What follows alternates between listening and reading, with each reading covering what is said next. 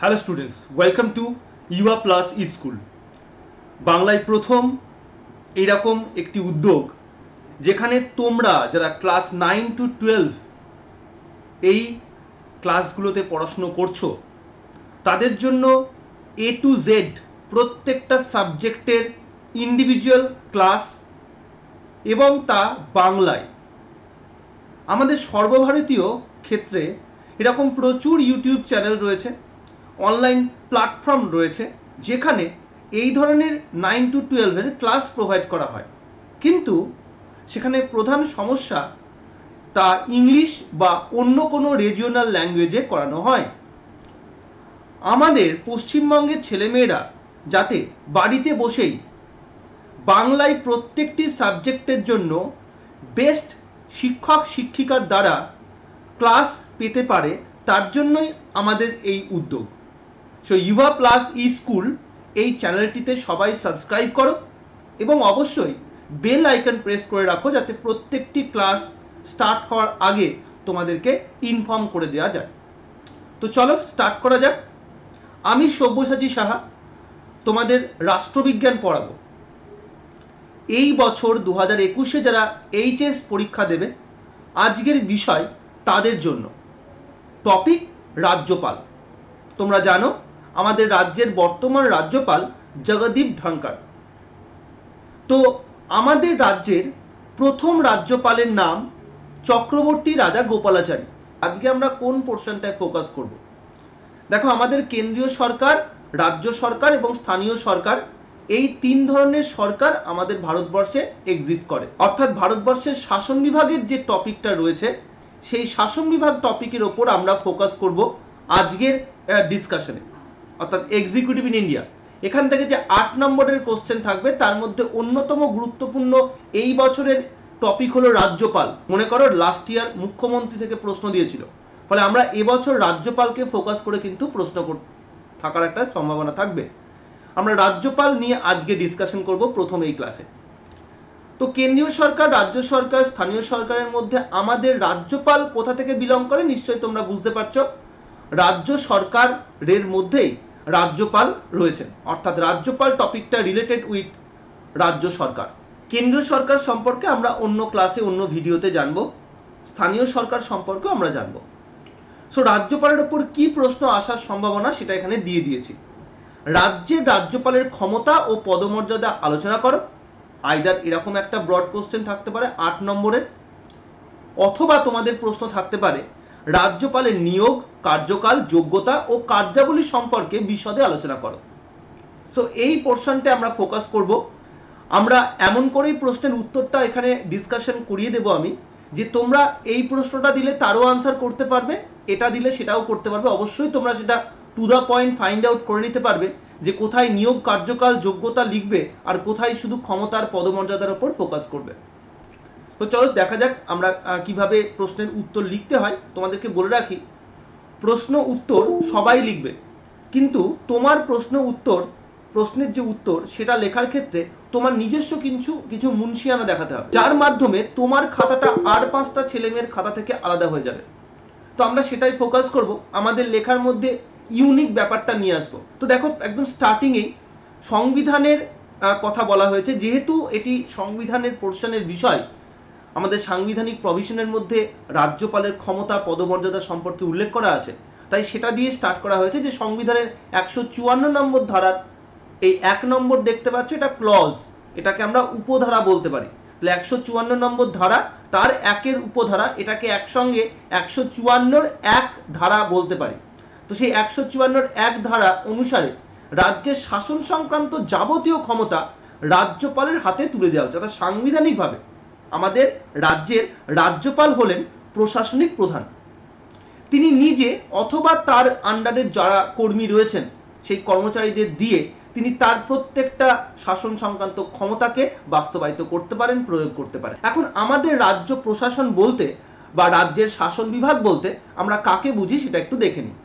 দেখো, রাজ্যের শাসন বিভাগের মধ্যে রাজ্যপাল ছাড়াও মুখ্যমন্ত্রী, মন্ত্রী পরিষদ এবং রাজ্যের অ্যাডভোকেট জেনারেল কিন্তু রয়েছেন। এখান থেকে আমাদের ফোকাস থাকবে রাজ্যপাল।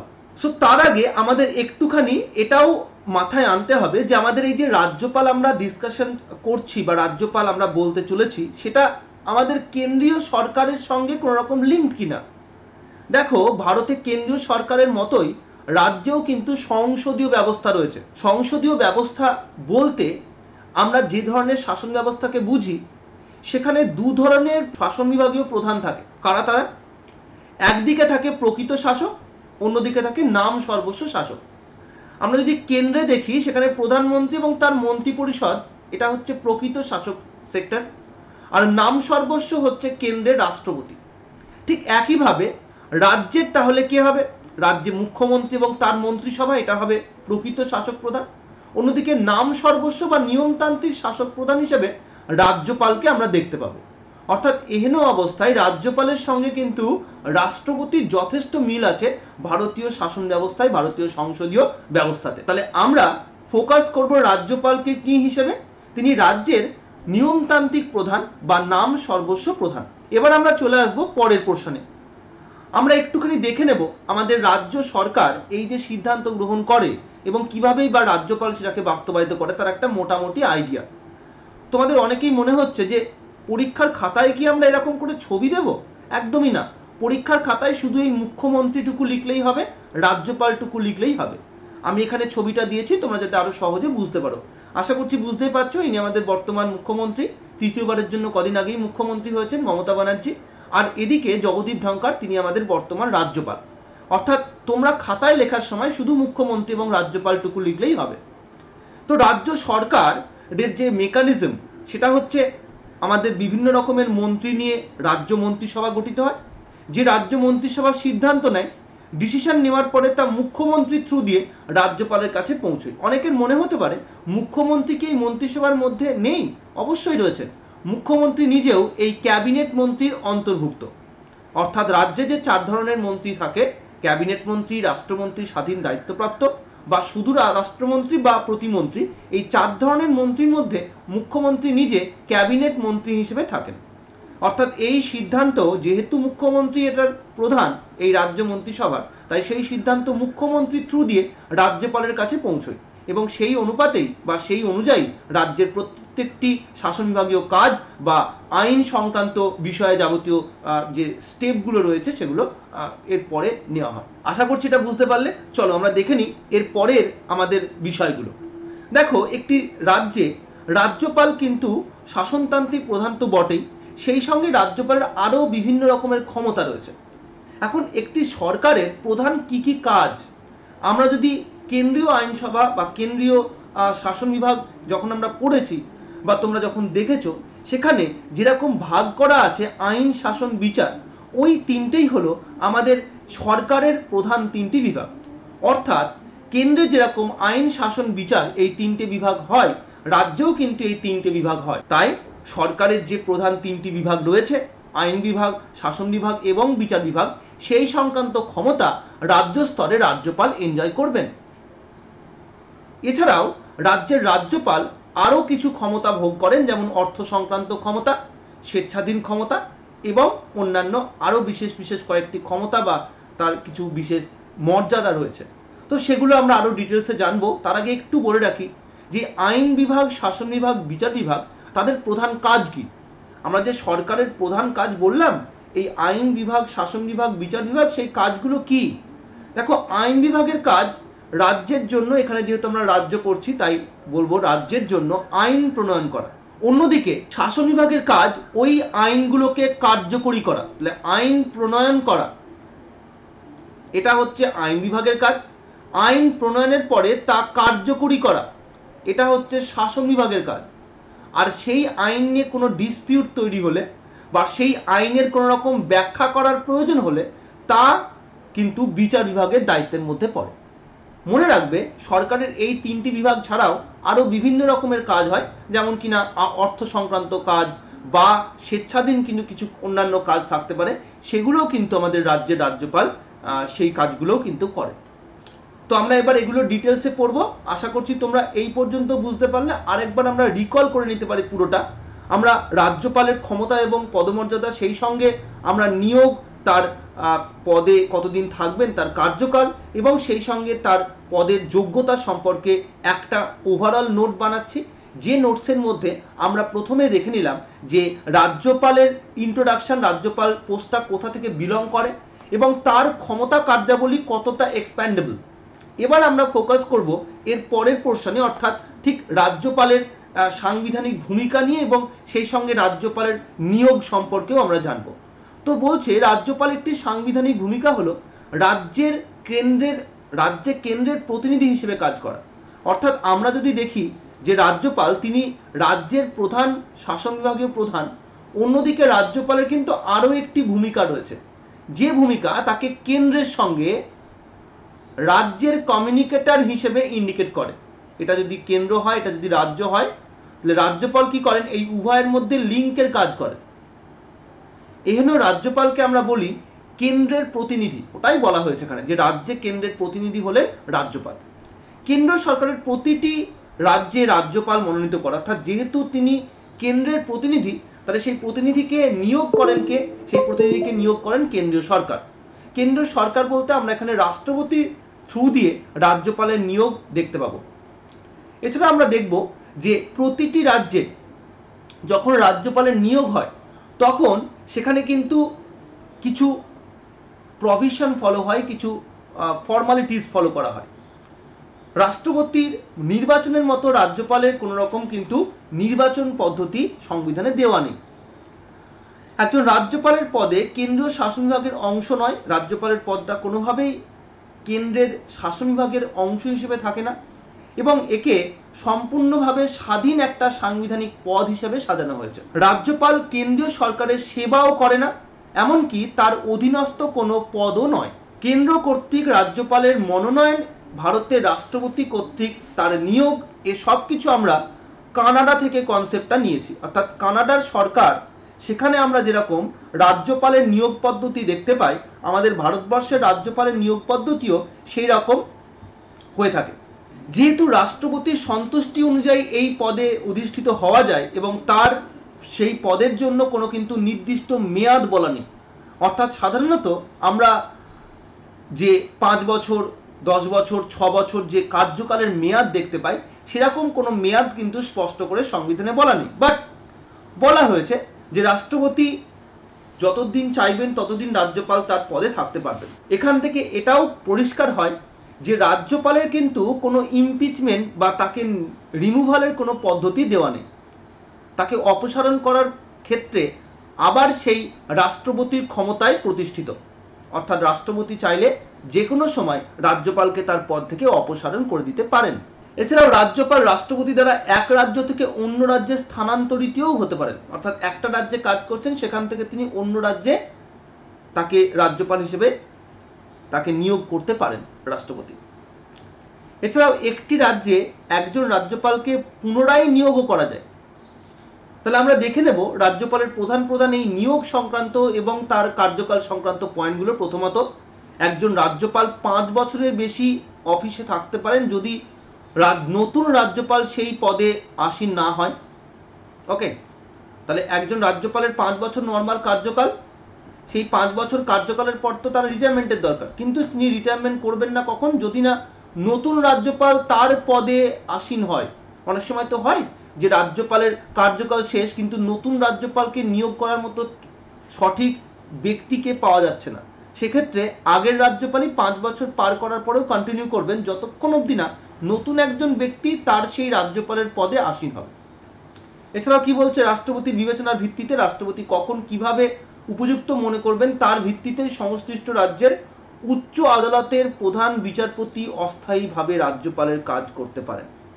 হতেই পারে না, অনেক সময় রাজ্যপালের পোস্ট সাডেনলি ভ্যাকেন্ট হয়ে গেছে, তিনি মারা গেছেন, হতে পারে তাকে রিমুভ করে দেওয়া হয়েছে, তো এই সব ক্ষেত্রে তাকে অপসারণ করা হয়েছে। এই সব ক্ষেত্রে সেখানে নতুন একজন রাজ্যপালকে নিয়োগ যদি তাড়াতাড়ি না করা যায়, সেক্ষেত্রে কি করা হয়, ওই রাজ্যে তো হাইকোর্ট রয়েছে, সেই রাজ্যের হাইকোর্টের যিনি প্রধান বিচারপতি রয়েছেন তাকে রাজ্যপালের সেই দায়িত্ব প্রদান করা হয়, যাকে আমরা বলি অ্যাক্টিং গভর্নর। সেখানে দেখো উদাহরণটাও বলে দিয়েছি যে রাজ্যপালের মৃত্যুতে হাইকোর্টের প্রধান বিচারপতিকে রাজ্যপাল হিসেবে নিয়োগ করা যেতে পারে। এই একই রকম আমরা কিন্তু রাষ্ট্রপতির ক্ষেত্রেও দেখেছিলাম। যদিও রাষ্ট্রপতির পদের ক্ষেত্রে একজন উপরাষ্ট্রপতি থাকেন, তাই রাষ্ট্রপতির যদি পদ হঠাৎ করে ভ্যাকেন্ট হয়, উপরাষ্ট্রপতি সেই রাষ্ট্রপতির পোস্টে আসীন হন। আর যদি রাষ্ট্রপতি উপরাষ্ট্রপতি দুজনের পোস্টই ভ্যাকেন্ট হয়ে যায় কোনো কারণে, সেক্ষেত্রে কিন্তু আমরা দেখতে পেতাম সুপ্রিম কোর্টের প্রধান বিচারপতি সেই পদ গ্রহণ করত এবং তিনি অ্যাক্টিং প্রেসিডেন্ট হিসেবে কন্টিনিউ করতেন। রাজ্যের ক্ষেত্রে সেটাই হচ্ছে হাইকোর্টের প্রধান বিচারপতি। চলে আসবো আমরা নেক্সট। রাজ্যপালকে যে যোগ্যতা পূরণ করতে হয়, অর্থাৎ রাজ্যপাল পদে থাকার জন্য কি যোগ্যতা লাগে সেটা আমরা এবার দেখে নেব। তো রাজ্যপাল হওয়ার যোগ্যতা কি? প্রথমত তাকে ভারতীয় নাগরিক হতে হবে এবং তার বয়স হতে হবে অ্যাটলিস্ট 35 ইয়ার্স অফ এজ, তার মানে 35 বছর বয়স্ক হতে হবে এবং তাকে অবশ্যই ভারতীয় হতে হবে। একজন ব্যক্তিকে রাজ্যপাল হিসেবে মনোনীত করার আগে সরকার দুটি কনভেনশন অনুসরণ করবে, দুটি ফর্মালিটিস অনুসরণ করবে। নাম্বার 1 বলছে কখনোই রাজ্যপাল কিন্তু সেম রাজ্য থেকে, ওই একই রাজ্য থেকে কিন্তু বিলং করবেন না। মানে আমি যদি পশ্চিমবঙ্গের হই, আমাকে কিন্তু এই রাজ্যের রাজ্যপাল করবে না, আমাকে পার্শ্ববর্তী কোনো রাজ্যের, বিহারের, ইউপির, অন্য রাজ্যের করবে, আমাকে পশ্চিমবঙ্গের করবে না। দ্বিতীয় হচ্ছে যখনই রাজ্যপালের নিয়োগ হয় তখন সেই রাজ্যের মুখ্যমন্ত্রীর সঙ্গে পরামর্শ করার একটা কথা বলা হয়েছে। যদিও এই দুটো প্রভিশনই কিন্তু একটা কনভেনশন হিসেবে, মানে একটা ট্র্যাডিশন হিসেবে ফলো করা হয়, কোনো সাংবিধানিক বাধ্যবাধকতা নেই, তাই এটা সবসময় যে স্ট্রিক্টলি ফলো হবে তার কোনো গ্যারান্টি নেই। একজন ব্যক্তিকে রাজ্যপাল হিসেবে নিয়োগ করার ক্ষেত্রে কিছু শর্তও রয়েছে, তো আমরা দেখে নেব এবার রাজ্যপালের অফিসের শর্তগুলি কি কি। প্রথমত তিনি কোনো আইনসভার সদস্য হতে পারবেন না, না কেন্দ্র না রাজ্য। দ্বিতীয়ত তিনি কোনো লাভজনক পদে থাকবেন না, লাভজনক পদ বলতে সরকারি বেতন প্রদান করা হচ্ছে এরকম কোনো পোস্ট। এছাড়াও তাকে যে বেতন প্রদান করা হবে, ভাতা প্রদান করা হবে, সুযোগ সুবিধা দেওয়া হবে, তা সব সংসদ, পার্লামেন্ট কিন্তু ঠিক করে দেয়। যখন একজন রাজ্যপালের পোস্ট, রাজ্যপালকে একাধিক রাজ্যের রাজ্যপাল হিসেবে কাজ করতে হয়, তখন তাকে কিন্তু একই রকম বেতন দেওয়া হয়। মানে আজকে যদি পশ্চিমবঙ্গের রাজ্যপাল জগদীপ ধনখড়কে বিহারের রাজ্যপালের দায়িত্ব দেওয়া হয়, মানে দুটো রাজ্যের কমন গভর্নর, সেক্ষেত্রে জগদীপ ধনখড়ের যে স্যালারি 3.5 লক্ষ টাকা পার মান্থ, সেটা কিন্তু সেম থাকবে। শুধু কি হবে, এই বিহার আর পশ্চিমবঙ্গকে ভাগ করে দেওয়া হবে যে তোমরা কত টাকা করে দেবে। এই যে ভাগ করে দেওয়া, এটা রাষ্ট্রপতি করে দিতে পারে এবং তিনি যেভাবে ভাগ করে দেবেন সেভাবেই কিন্তু রাজ্যগুলোকে সেটাকে শুনে প্রদান করতে হবে স্যালারি। এছাড়াও এই যে বিষয়গুলো, কার্যকাল বলো, তার বেতন বলো, তার ভাতা বলো, এগুলো কিন্তু কখনোই তার কার্যকালীন সময়ে কমানো যায় না। অর্থাৎ কার্যকালীন সময়ে সংসদ কিন্তু চাইলেও তার বেতন বা তার ভাতা বা সুযোগ সুবিধাগুলো কমাতে পারবে না। চলে আসি আমরা নেক্সট পয়েন্টে। এবার আমরা চলে আসবো বিশেষ কিছু তার স্টেটাস রয়েছে, যার মধ্যে অন্যতম হচ্ছে তার ব্যক্তিগত কাজের ক্ষেত্রে তাকে যে কোনো ফৌজদারি মামলায় থেকে অব্যাহতি দেওয়া হয়। অর্থাৎ যখন যিনি রাজ্যপাল থাকবেন তার বিরুদ্ধে কোনো ক্রিমিনাল কেস রেজ করা যায় না। ফৌজদারি কেস বলতে ক্রিমিনাল কেসকেই বোঝায়। এছাড়াও রাজ্যপালকে কোনোভাবে গ্রেপ্তার বা কারাবাস করানো যাবে না, তাকে কোনো কোর্ট কৈফিয়ত করার জন্য ডাকতে পারবে না, এমনকি সিবিআই সিআইডিরাও ডাকতে পারবে না। এছাড়াও দেওয়ানি মামলা, মানে হচ্ছে সম্পত্তি সংক্রান্ত যে মামলা, সেই মামলায় যদি তাকে অভিযুক্ত করতে হয় 2 মাস আগে তাকে একটি নোটিশ বা বিজ্ঞপ্তি দিয়ে জানাতে হয়, জানানোর পরে তার বিরুদ্ধে কিন্তু এই ধরনের অভিযোগ করা যায়, সম্পত্তি সংক্রান্ত বা দেওয়ানি মামলা। তো এই হচ্ছে বিশেষ কিছু ইমিউনিটিস তার রয়েছে সেগুলো। এবার আমরা চলে আসবো দ্বিতীয় পার্টটায়, রাজ্যপালের ক্ষমতা এবং কার্যাবলী, এবং তারপরে আমরা পদমর্যাদা দিয়ে আজকের এই প্রশ্নের সমাপ্তি ঘটাবো। তো রাজ্যপালকে আগে আমরা বলেছি বিভিন্ন রকমের ক্ষমতা ভোগ করেন, সরকারের যে কাজগুলো রয়েছে, আইন বিভাগ, শাসন বিভাগ, বিচার বিভাগ, সেই সব ধরনের ক্ষমতাই কিন্তু তার রয়েছে। তো প্রথমেই শাসন সংক্রান্ত ক্ষমতায় আমরা ফোকাস করব। এখানে বলা হচ্ছে রাজ্য সরকার প্রতিটি শাসন সংক্রান্ত পদক্ষেপ নেয়, অর্থাৎ রাজ্যের যা শাসন বিভাগীয় কাজকর্ম সব রাজ্যপালের নামেই হবে। এখানে মনে রাখবে যে রাজ্যপাল কিন্তু যত রাজ্যের পোস্ট রয়েছে, যেমন মুখ্যমন্ত্রী, অন্যান্য মন্ত্রী, এদের অ্যাপয়েন্টমেন্ট, অ্যাডভোকেট জেনারেল রয়েছে রাজ্যের, তার অ্যাপয়েন্টমেন্ট, রাজ্যের এছাড়াও অন্যান্য পোস্ট যেমন রাজ্য নির্বাচন কমিশন, রাজ্যের পাবলিক সার্ভিস কমিশন, এদের চেয়ারম্যান, এদের মেম্বার, এদের সকলকে কিন্তু অ্যাপয়েন্টমেন্ট রাজ্যপালই করে থাকেন। সব এখানে দেওয়া আছে, অবশ্যই পয়েন্টগুলো পড়ে নেবে। এরপরে আমরা দেখব রাজ্য সরকারের কাছ থেকে যদি তথ্য চাইতে পারেন তিনি রাজ্যপাল হিসেবে রাজ্য মন্ত্রিসভার কাছ থেকে কোনো ইনফরমেশন, কোনো তথ্য কিন্তু চাইতে পারেন। এছাড়াও সাংবিধানিক জরুরি অবস্থা যখন রাজ্যে প্রতিষ্ঠিত হয় সেই সময় রাষ্ট্রপতি সুপারিশ নিয়ে তিনি কিন্তু প্রত্যেকটা কাজ করেন। রাজ্যপালের থ্রু দিয়ে রাষ্ট্রপতি রাজ্যের যাবতীয় প্রশাসনিক কাজকর্মকে কন্ট্রোল করতে পারেন। এরপরে যে ক্ষমতা আমরা দেখব তা হচ্ছে আইনি ক্ষমতা। রাজ্যপালের যেরকম শাসন সংক্রান্ত ক্ষমতা ছিল ঠিক তেমনই তার আইন সংক্রান্ত বিভিন্ন ক্ষমতা রয়েছে। এই আইন সংক্রান্ত ক্ষমতা আগেই আমরা পড়েছি, আইন তৈরির সঙ্গে রিলেটেড হবে। তো প্রথমেই বলছে রাজ্য আইনসভা প্ররোচিত করা, অর্থাৎ রাজ্যের যে বিধানসভা তাকে ভেঙে দেওয়ার ক্ষেত্রে কিন্তু তার ক্ষমতা রয়েছে। অর্থাৎ রাজ্য আইনসভার অধিবেশন আহ্বান থেকে শুরু করে রাজ্য আইনসভার মিটিংগুলোকে সমাপ্তি ঘোষণা পর্যন্ত এবং প্রয়োজনে বিধানসভাকে তার কার্যকাল শেষ হওয়ার আগেই ভেঙে দেওয়ার ক্ষমতাও কিন্তু রাজ্যপালের রয়েছে। এখন এই রাজ্যপাল তখনই এগুলো করতে পারে যখন তাকে মুখ্যমন্ত্রী এবং তার মন্ত্রিসভা অ্যাডভাইস করবে, তাকে পরামর্শ দেবে তখন। তৃতীয় যে পয়েন্ট তা হচ্ছে যদি কোনো বিল রাজ্য আইনসভায় মুলতুবি থাকে তাহলে রাজ্যপাল কি করতে পারে, রাজ্য আইনসভায় একটি বিল পাঠাতে পারেন, তিনি প্রয়োজনে একটি মেসেজ সেন্ড করতে পারেন। এছাড়াও বিধানসভা স্পিকার এবং ডেপুটি স্পিকার যদি অনুপস্থিত থাকে, তোমরা জানো বিধানসভায় যিনি প্রিসাইডিং করেন তিনি হলেন স্পিকার বা অধ্যক্ষ, আর ডেপুটি স্পিকার বা উপাধ্যক্ষ। এই অধ্যক্ষ এবং উপাধ্যক্ষ যারা কিনা বিধানসভাকে পরিচালনা করেন তারা যদি কোনোভাবে অনুপস্থিত থাকেন সেক্ষেত্রে রাজ্যপাল কি করতে পারেন, বাকি যে সদস্য রয়েছে বিধানসভা তাদের মধ্যে থেকে একজনকে সভাপতিত্ব করার জন্য আহ্বান করতে পারে বা তাকে অ্যাপয়েন্ট করতে পারে, নিয়োগ করতে পারে। রাজ্যপালের আইন সংক্রান্ত ক্ষমতার মধ্যে এছাড়াও যেটা পড়ে সেটা হচ্ছে ঠিক রাষ্ট্রপতির, নিশ্চয়ই তোমাদের মনে আছে রাজ্যপালের 12 জন সদস্যকে মনোনীত করতে পারতেন, বিভিন্ন গণ্যমান্য ব্যক্তিকে সেই 12টি পদে অ্যাপয়েন্ট করা হতো, মনোনীত করা হতো। ঠিক তেমনই রাজ্যের যদি বিধান পরিষদ থাকে যেটা কিনা রাজ্যসভার মতোই রাজ্য স্তরের উচ্চকক্ষ, এই বিধান পরিষদের 1/6 মেম্বার তাদেরকে কিন্তু সাহিত্য, বিজ্ঞান, শিল্প, সমবায় আন্দোলন এবং সমাজসেবা এই বিভিন্ন ক্ষেত্র থেকে কিন্তু নিয়োগ করতে পারে। আমি ছোট্ট করে একটা তোমাদের ট্রিক্স শিখিয়ে দিচ্ছি। এই যে আমি বললাম এটাকে যদি আমরা একটু ইংরাজিতে করে নিই তাহলে আমরা এরকম পাবো, কোঅপারেটিভ মুভমেন্টস। কোঅপারেটিভ মুভমেন্টস মানে হচ্ছে সমবায় আন্দোলন, মানে এইটা। লিটারেচার, নিশ্চয়ই তোমরা জানো লিটারেচার মানে কি, সাহিত্য। আর্টস, নিশ্চয়ই তোমরা জানো আর্টস মানে কি, শিল্প, কলা। সায়েন্স, নিশ্চয়ই বুঝতে পারছো, বিজ্ঞান। আর সোশ্যাল সার্ভিস মানে সমাজ সেবা। তাহলে এবার আমরা যদি দেখি CLASS, তার মানে রাজ্যপাল যে 1/6 মেম্বারকে নেয় তা হচ্ছে এই CLASS থেকে নেয়, মানে cooperative movement, literature, art, science আর সোশ্যাল সার্ভিস। এভাবে ক্লাস দিয়ে তোমরা এই সাহিত্য, বিজ্ঞান, শিল্পকলা, সমবায় আন্দোলন এবং সমাজসেবাকে মনে রাখতে পারো। চলো চলে আসি আমরা নেক্সট পয়েন্টে। 6 নম্বর পয়েন্ট বলছে রাষ্ট্রপতি লোকসভায় 2 জন সদস্য যেমন মনোনীত করতে পারতেন তেমন রাজ্যপালকেও অল অ্যাংলো ইন্ডিয়ান কমিউনিটি থেকে একজন সদস্যকে মনোনীত করার অধিকার দেওয়া হতো। যদিও এটা 25শে জানুয়ারি 2020 অবধি ছিল, এই মুহূর্তে আর কিন্তু এই মনোনীত করার অথরিটি বিধানসভায় একজনকে অ্যাংলো ইন্ডিয়ান থেকে সেটা কিন্তু বন্ধ হয়ে গেছে।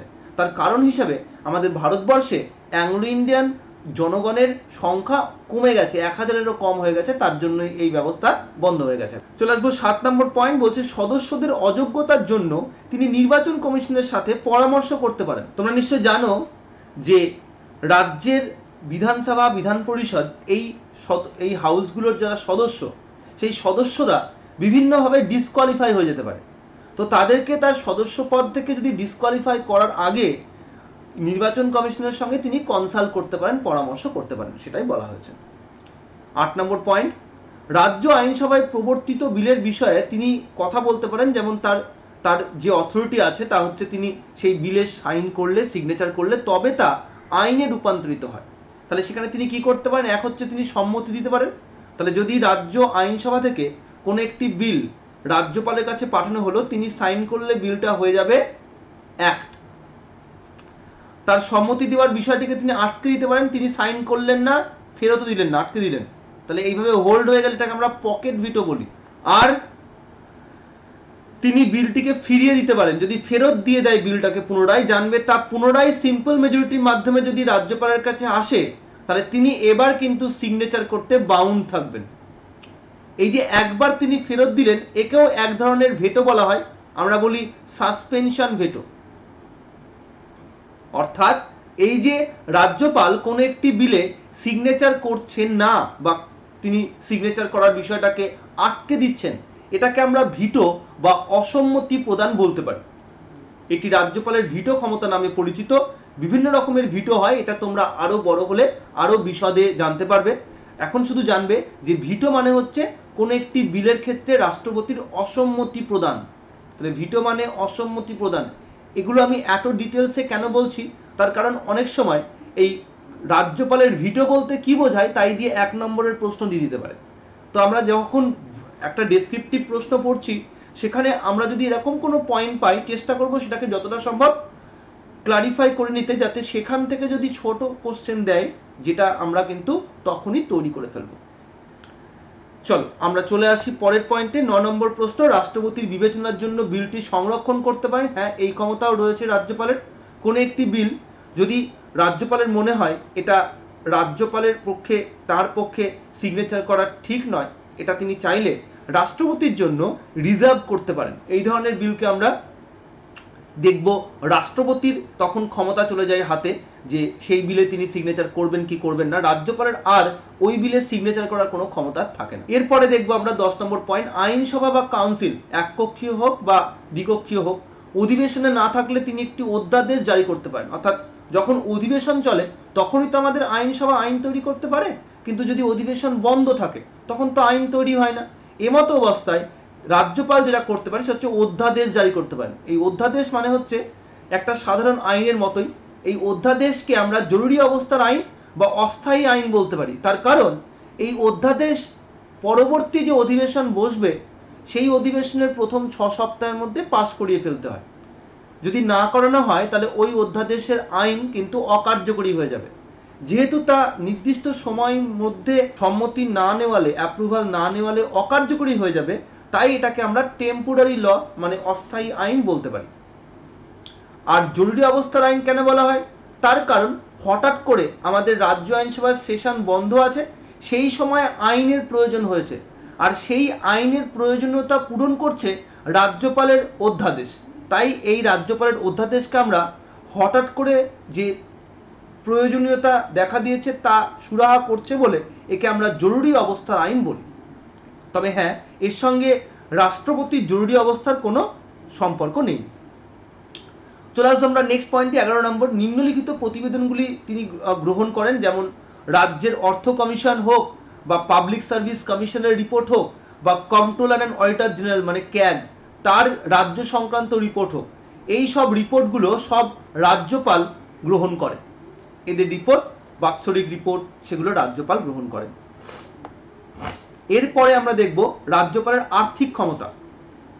রাজ্যপালের আর্থিক ক্ষমতা অনেক রয়েছে। তিনি রাজ্যের আইনসভায় রাজ্যের যে বাজেট স্থাপনের বাজেট যে উপস্থাপন করা হয় তার দিকে নজর দেন, অর্থাৎ পুরো বাজেট উপস্থাপন কিন্তু রাজ্যপালের নেতৃত্বেই হয়। যদিও তোমরা দেখে থাকবে যে রাজ্যের অর্থমন্ত্রী এটাকে উত্থাপন করেন, কিন্তু আসলে তিনি রাজ্যপালের হয়ে করেন।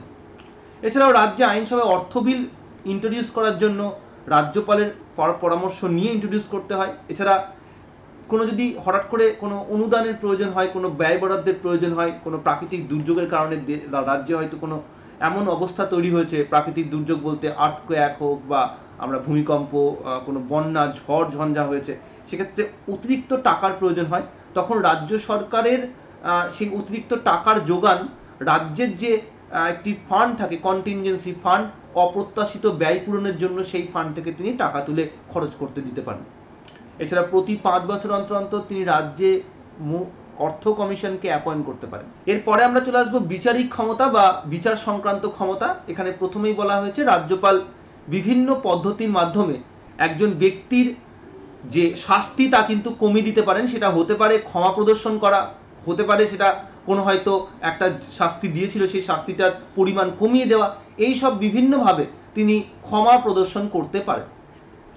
এছাড়াও উচ্চ আদালতের বিচারকদের নিয়োগের ক্ষেত্রে, আমাদের হাইকোর্টের যারা বিচারক তাদের নিয়োগের ক্ষেত্রে রাষ্ট্রপতি রাজ্যপালের সঙ্গে পরামর্শ করেন। এখানে উচ্চ আদালত বলতে হাইকোর্টের কথা বলা হয়েছে। এছাড়াও হাইকোর্টের সঙ্গে আলোচনা করে রাজ্যপাল জেলা বিচারকদের নিয়োগ করেন, তাদের পোস্টিং বা পদোন্নতির ব্যবস্থাও করেন। আর পাবলিক সার্ভিস কমিশনের সঙ্গে পরামর্শ করে তিনি বিচারযোগ্য পরিষেবায় ব্যক্তিদেরকে নিয়োগের ব্যবস্থাও করেন। তাহলে এগুলো সব তার বিচার সংক্রান্ত ক্ষমতা। তাহলে আমরা শাসন সংক্রান্ত ক্ষমতা দেখলাম, আইন সংক্রান্ত ক্ষমতা দেখলাম, বিচার সংক্রান্ত ক্ষমতা দেখলাম, এছাড়াও অর্থ সংক্রান্ত ক্ষমতাও আমরা দেখলাম।